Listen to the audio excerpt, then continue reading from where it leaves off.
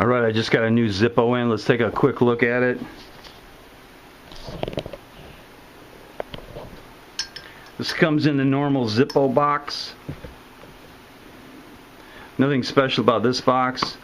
And the back of it says movie take. And this is the pretty plain street chrome body.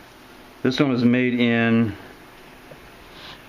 it looks like J of 12, and it's the movie Clapboard.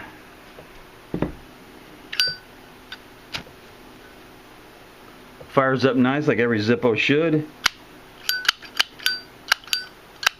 Got a real nice sound, and one good thing about this, the stampings on the insert J12 match the stampings on the body.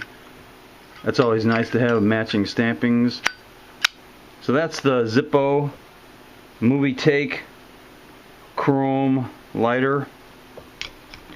And yeah, I think that John Wayne was one guy who could have said what to these two idiots.